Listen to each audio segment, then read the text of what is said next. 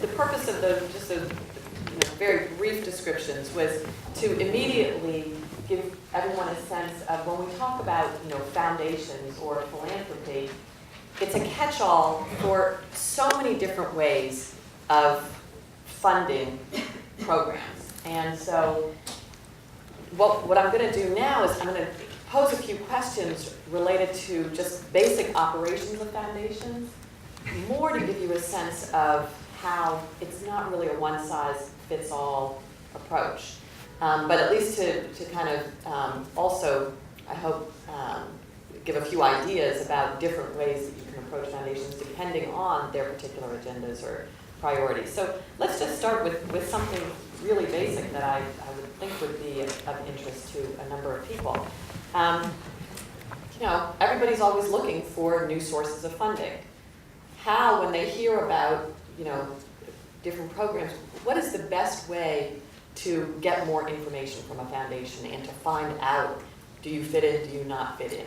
Who knows what's happening with the markets, and that's something you all need to pay attention to as you approach foundations. If they're endowed foundations, what happens in the markets, even if we're diversified, really does affect our payout, particularly if the foundation, like the Jack Kent Cooke Foundation, because its founder wanted it this way, wants to be around forever.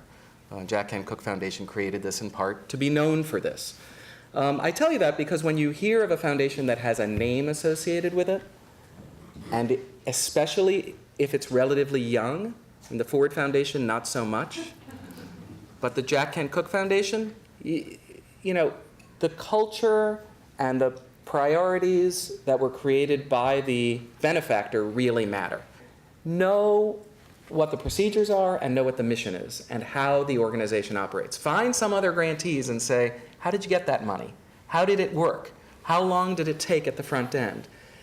So the first thing is really know what kind of foundation it is, and there is no one-size-fits-all. And then the other is get to know people. Look, it's no different than fundraising from individuals or getting good press. You got to get to know reporters. It's about getting to know individuals, and to the extent that you can get to know people, you learn more about what their particular interests are. You can build a level of trust, and don't come in with hat in hand and when people say no, disappear. I think that it's more effective to really view foundations, at least from our perspective, as a potential partner.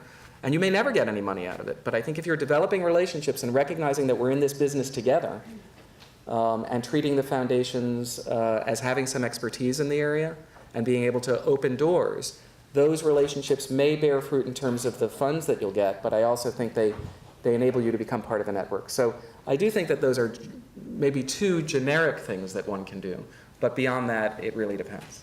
When foundations say that they want to see outcomes, and you have to be able to demonstrate the impact of your work, can you each, from your own points of view, explain what that means? A couple thoughts. One is I'll separate between the evaluation of the program, and then what a lot of funders really care about is the evaluation of what impact their money will make. And it puts the nonprofits in a little bit of a difficult position, which is you need to raise money just to turn the lights on every year. There's a core program you're operating. But what really gets foundations excited is if you give us $250,000 each year for the next 3 years, let's say, we can do X, and X won't happen unless you give us the money. So generally, if you can sort of do your annual dinner and your small gifts or something that sort of funds your base operations, and then go to the foundations like this that sort of like to see proposals, what they want to see is that they don't just want to be part of your normal operating budget from what you did last year. So the problem with that is if they fund X, and if you're lucky enough to get a 3-year grant to go out and do X, well, what happens at the end of the third year? Well, now you're sort of on the hook for raising a bigger chunk. That then becomes part of your normal operations. So it can be, it can get you into a pickle, but that's definitely, it is a much more compelling pitch.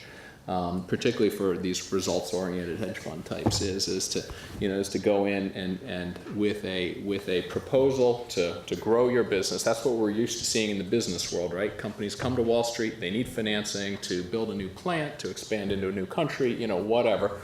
It's what they're used to seeing. So if that's what they're used to seeing, see if you can give it to them. What we care about is the organization having data to show that high-achieving students either emerge as a result of the intervention or sustain high achievement and get unique opportunities as a result of the intervention. For a small program, we won't expect a randomized assignment or even a comparison group necessarily. We understand the limitations of that. And where the problems are particularly deep, we don't need that. I'll give you an example. The UVA program, this college guidance program, they sent 20 kids out into jurisdictions in the first year in Virginia to teach kids how to go to college, how to fill out financial aid forms and how to get to college. And because all of the students came from UVA, we hoped that they would keep their eyes out for kids who could get to a school like the University of Virginia or William and Mary. And in the first year, there was a rural county that hadn't sent anybody to the University of Virginia in 20 years, 17 years. And 3 kids out of the graduating class of 80 in Appalachian, Virginia went to the University of Virginia that year. We don't need a randomized assignment to know that that's had an impact, right? So, I mean, the depth of the problem, we're flexible about what kinds of things you need to show, but it's outcome measured. So that's the first thing. The second reason, though, that we care about collecting data about how many kids are at advanced levels or how many from the KIPP schools get into top high schools, another indication of advanced opportunity, is because if you're not collecting those data, it suggests that it's not a core part of your mission as an organization. And we use that as a test. And sometimes it may not be the fairest test because you may not be collecting that good data anyway, but unless there's some really, really good reason that you can't collect those kinds of data, we care. It's an indication that you care as an organization about what we care about, and that your approach, that you're willing to measure that your approach actually has an impact, not just inputs. Let me just add one final point, though, on the evaluation thing from my own experience, which is that much as we might all like to not, get into this and expend resources and everything else, it is always in your best interest to set your own agenda with evaluation and to be on top of it before you walk in and have a funder set that for you. Because more often than not, the objectives set by a funder will not necessarily dovetail perfectly with what you are trying to accomplish. And so the more you can really be on the offense with that as opposed to the defense, the more comfortable you will be.